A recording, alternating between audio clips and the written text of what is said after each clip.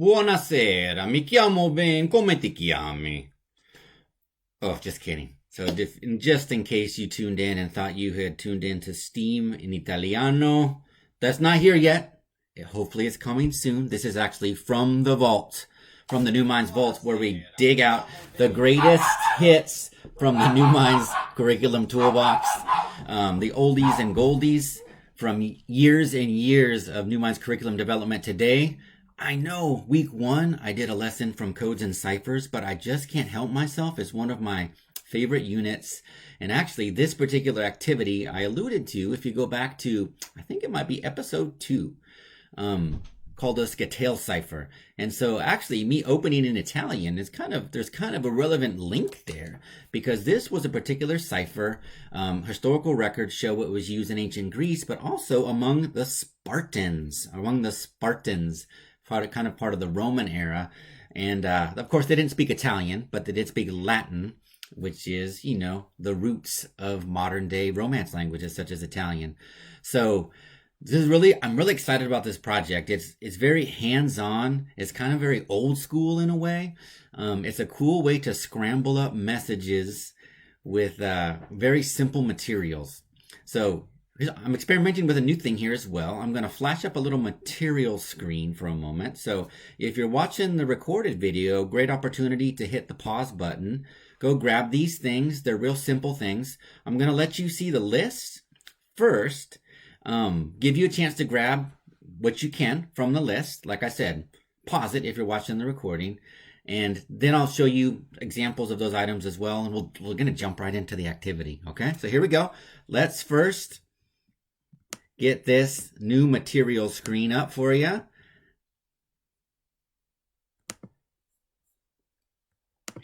Okay, so for episode 12 of From the Vault, it's a lesson from Codes and Ciphers. These are the items that you will need.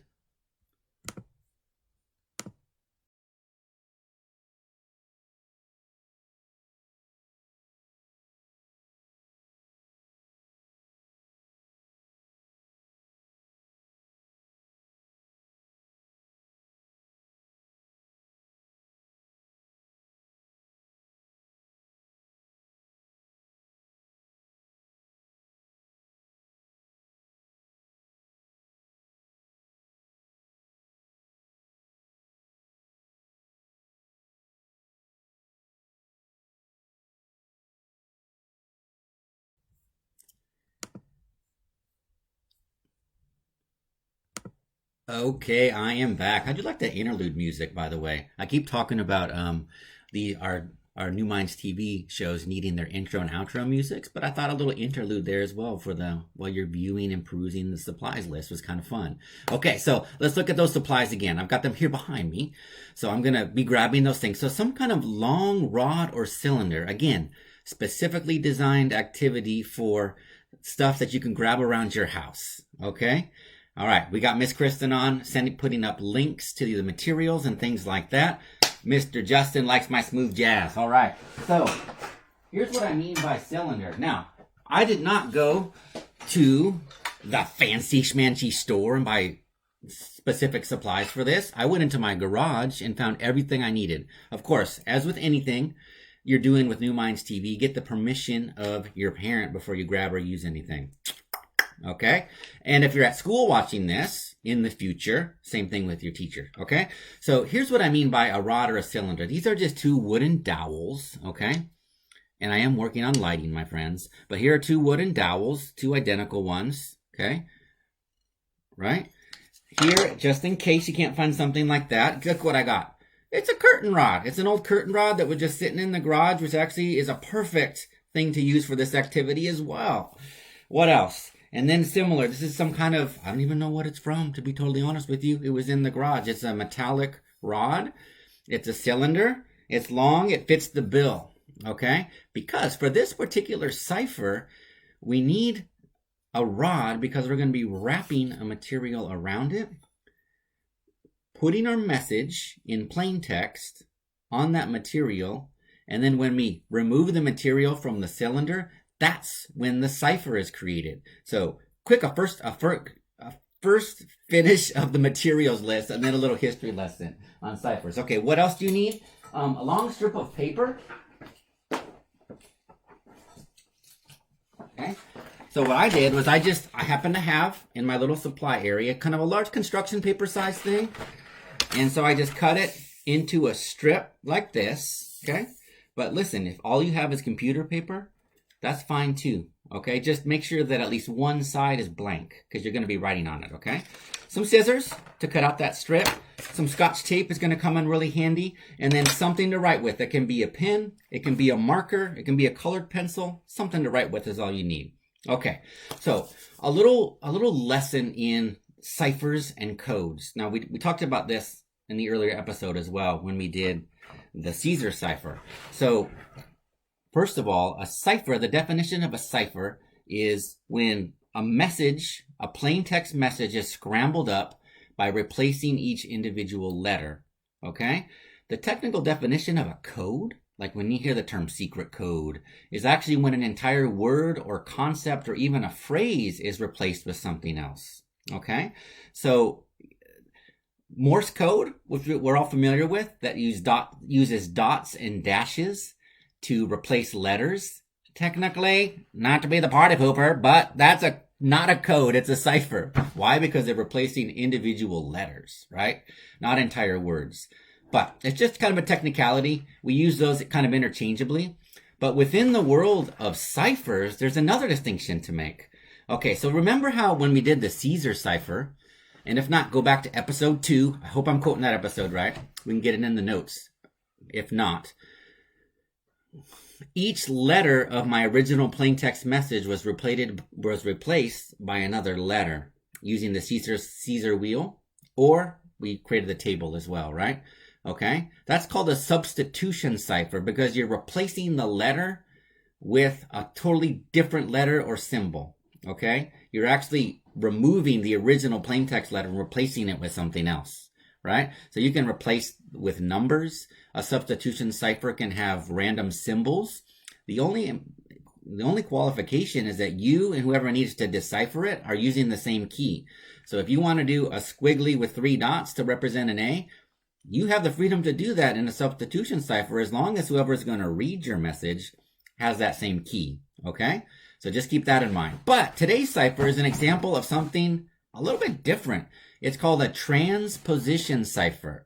And in a transposition cipher, I love these because they're fascinating. You actually don't replace the letters with different letters, symbols, or numbers. They stay right there in plain sight. But the message is still somehow hidden. So it transposes, it moves to a new position. And so the letters actually stay there. The original plain text letters stay, but the message gets scrambled in some way, and that's what makes it a cipher. So let's make one. So this one, like I said, historical records show that this particular cipher, called the Scytale Cipher, was used in ancient Greece, and the Spartans used it as well, okay? So we're going to take our cylinder, and what they did was, in the olden days, they used like a leather strap, like a belt, or just a long piece of thin leather. And what they would do is take that strip, take one of the cylinders, and wrap it around. Don't worry, we're gonna zoom in, and I'm gonna show you how to do it. But they wrap it around, and then you're gonna record your message on the strip. Okay, so let's kind of like huddle in here and take a look. I'm gonna walk you through this process. Takes a little bit of coordination, but I'll help you guys out. So I'm gonna move. Since I've already cut mine, you might want to pause and cut out your strip now. The beauty of on-demand video, right? If you're live, you can just chill and watch and comment. But if not, if you're watching the recording, all the freedom to pause it as much as you need or want. Okay? So let's adjust our view a little bit so you guys can see. Okay? I just want you to see my little surface area here, my little work area. So I have my cylinder, right?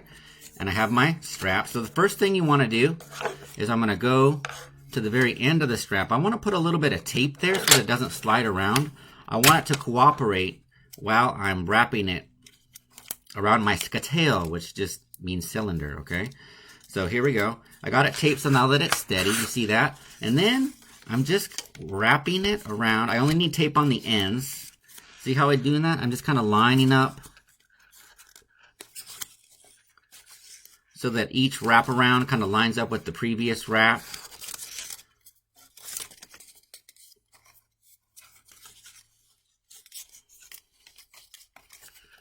Okay, wrapping around.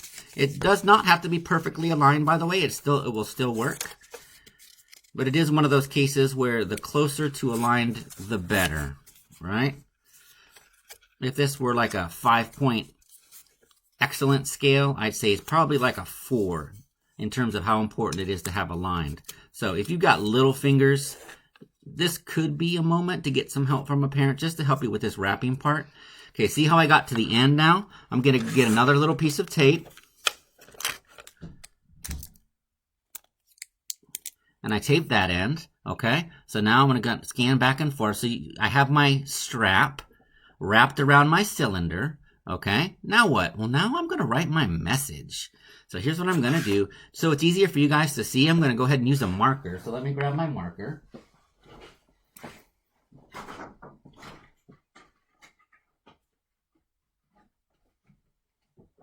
Okay, so I grab purple, right? Purple's a good color. I grab my purple marker, and you're going to see it upside down, but you'll get the idea. So I'm going to go to one end, and I'm just going to write, I'm going to ignore the lines of the strips, and I'm just going to write straight across my cylinder, my message.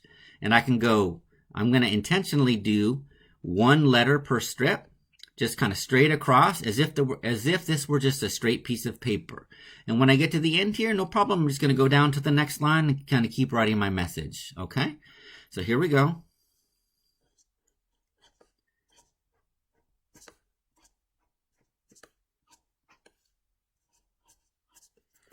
I'm writing my letters. I'm doing one per strip.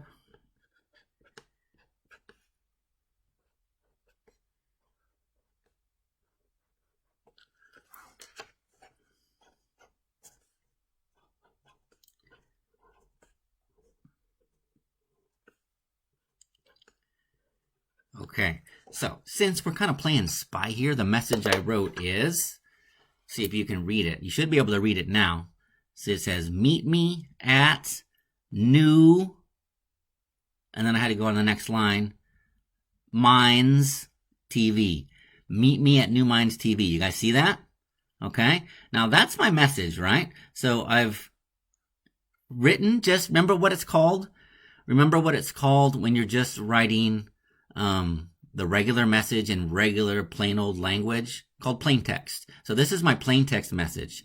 Now, I told you this is a transposition cipher, which means, come back up here for a second, which means we're not going to change the letters, but we're going to move them around. How will we do that? Simple as pie. All right, so I got confirmation from Mr. Justin that it was episode number 2 where I talked about the Caesar cipher.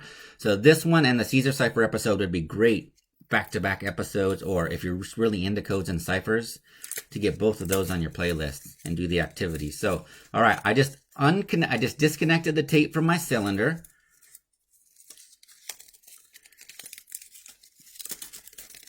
All right, unwrap. And so, what do I have now? Like what do I have now? I want you to picture yourself. You're a Spartan, and you have been entrusted to carry a secret message from one general to another. It's been done on a Scytale, like this. And so you're walking around with a strip of leather that looks like this. And as you can see, it looks like mumbo jumbo. It looks like nonsense, right? As it is now, is it decipherable? Not really, right? You would have to know exactly how I created it. Otherwise, it just looks like a random scrap of paper / leather. Now, according to the history books, what they would often do is wear it as a belt. So they would, get the cipher onto the strap of leather, wear it as a belt, and then no one would suspect. Pretty cool, right? Okay. But, so let's say though, because one of the downfalls of the Scytale Cipher is that if you know you're looking at a Scytale Cipher, they are crackable. So let's try this. Let's say that I intercept this message. You know, there's a spy. He's taking the message to the general. I intercept it. I grab the strap, and I'm going to decipher it to see what this message is. So I grab a cylinder. So remember earlier on, I showed you the different cylinders that I brought to the lesson. Okay. So let's just try this. Okay. So I'm going to try to wrap it back around to see if I can decipher the message. And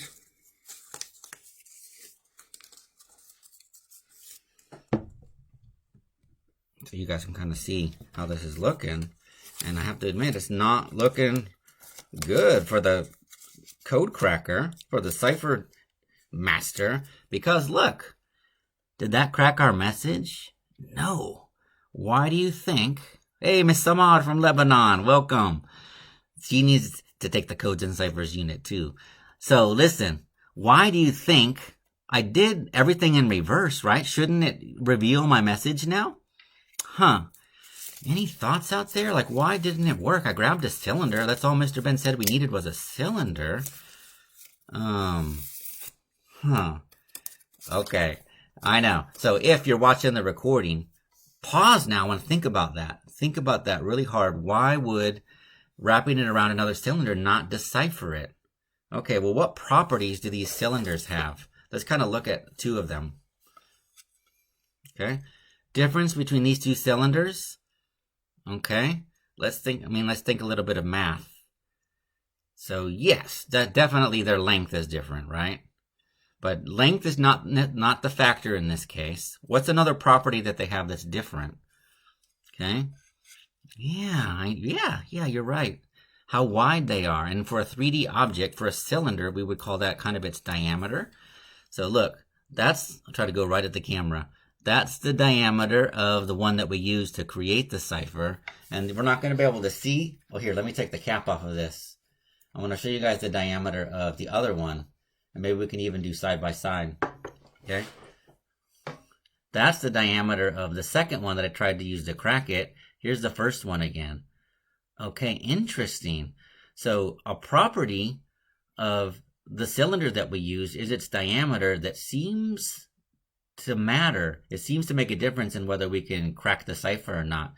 So remember when we created it, we had it wrapped very specifically and the letters were all aligned as if when I was writing my plain text. So if we don't rewrap it on a cylinder of the same diameter, the letters will not align. That's the beauty of the Scytale Cipher. But let's prove it. So this is the one, you see that tape there? This is the one that I used to create it. So to crack it, I need my buddy on the other end to have a cylinder just like mine. What do I mean by just like mine? The same height? No, that doesn't matter. Same diameter, right? Look at that, okay? So if my buddy, so I created it with this one. If I want to decipher it with this one, if my buddy has this one, he or she should be able to decipher it. So let's try. So let's go back into desktop mode here. Okay. I'm doing reverse. So I'm going to tape it again.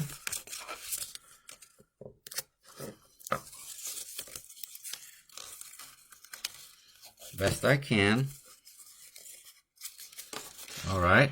So far we've got some alignment. Y'all see that? Okay.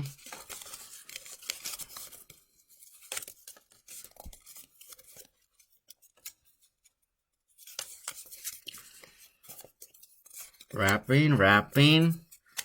Okay.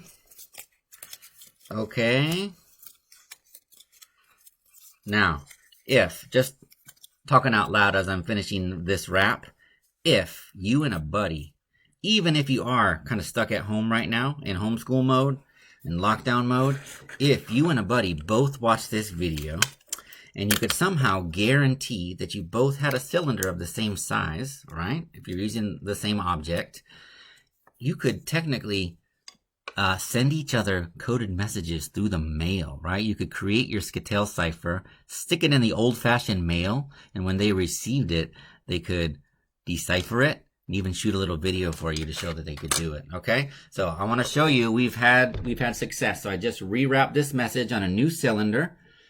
Meet me at NuMinds TV.